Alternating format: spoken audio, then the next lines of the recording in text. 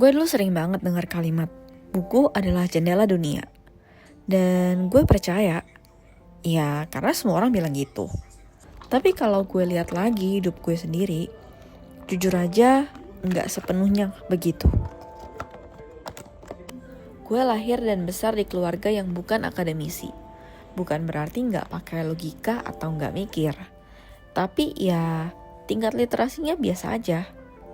Orang tua gue tahu pendidikan itu penting. Tapi pendidikan yang kayak apa, itu nggak terlalu kebahas. Dan mereka juga jarang di rumah. Jadi nggak ada yang ngarahin gue harus baca buku apa, harus belajar apa, atau harus eksplor apa.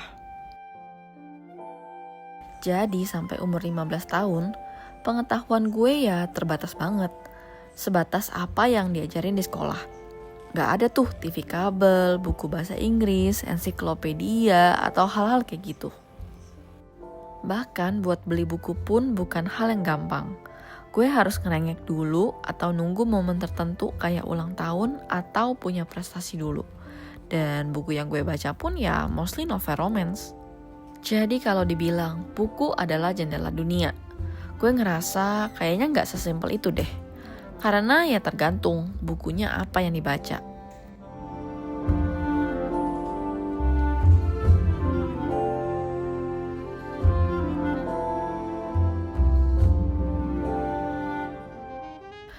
Turning point gue itu di umur sekitar 16-an tahun.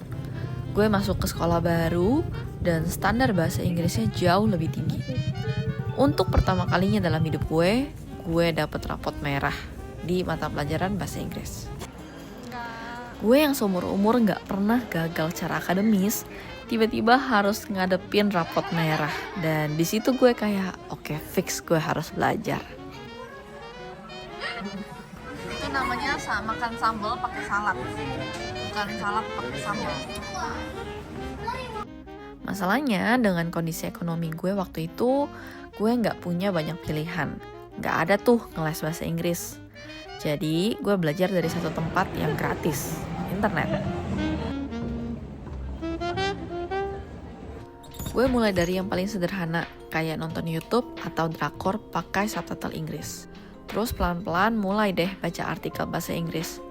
Apa aja gue baca, berita, artikel-artikel random. Gak harus ngerti semuanya, yang penting gue terbiasa dulu. Dan dari situ, pelan tapi pasti bahasa Inggris gue meningkat.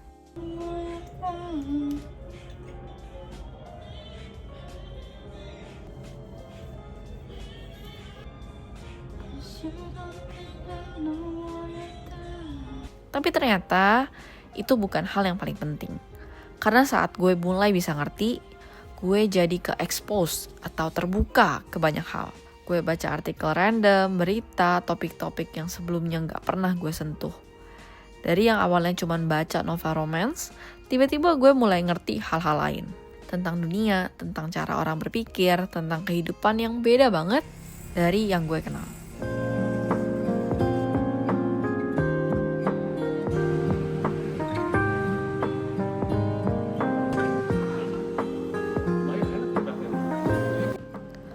Rasa penasaran gue mulai tumbuh. Gue mulai kepo dan cari tahu banyak hal.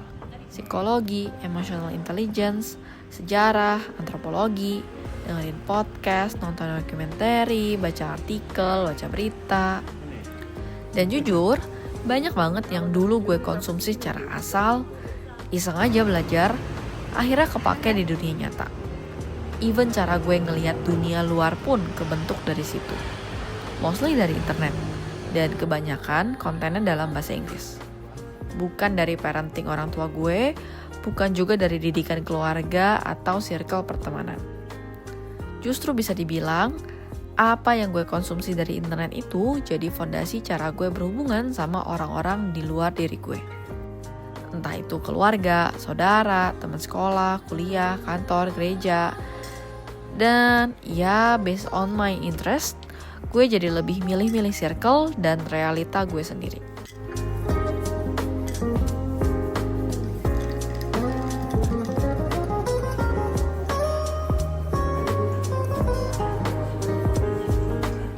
Dengan berbekal bahasa Inggris yang gue pelajarin secara otodidak pas SMA, gue juga jadi bisa cari tahu lebih banyak informasi yang gak ada di bahasa Indonesia. Tahun 2019, gue mulai belajar bahasa Mandarin secara les online. Gurunya orang native di China, Beijing. Gue dapat informasi itu dari mana? Internet. Informasinya dalam bahasa apa? Inggris. Komunikasi sama gurunya juga awal-awal pakai bahasa Inggris, karena waktu itu Mandarin gue belum lancar. Materi belajarnya pakai bahasa apa? Pertamanya bahasa Inggris dulu, sebelum akhirnya full Mandarin. Setelah belajar lebih dari 5 tahun pun, gue ngerasa materi belajar bahasa Mandarin tetap lebih lengkap dalam bahasa Inggris daripada dalam bahasa Indonesia. Aplikasi belajar bahasa Mandarin di handphone pun pakai bahasa pengantarnya bahasa Inggris.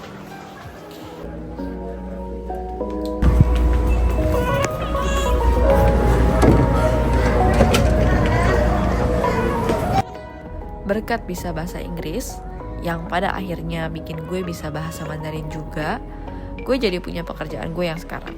Yang memang bahasa Inggrisnya kepake banget dan bahasa Mandarinnya jadi modal tambahan. Jadi kalau sekarang gue ditanya, buku adalah jendela dunia, jawaban gue gak salah, tapi buat gue gak sepenuhnya.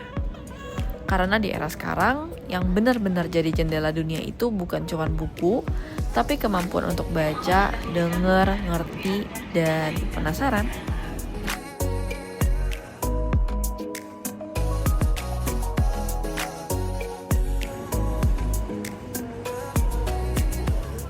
Bahasa Inggris ngebuka akses gue. Internet jadi alatnya. Tapi tanpa rasa penasaran, semua itu nggak akan kepake. Dan satu hal lagi yang gue sadari, attention span itu penting.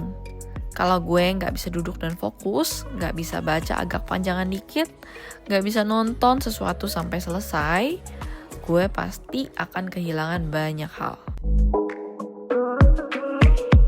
Jadi mungkin yang benar-benar jadi jendela dunia sekarang itu bukan medianya, tapi kemampuan kita untuk membuka jendela itu sendiri. I hope you gain something out of this video. See you in the next video.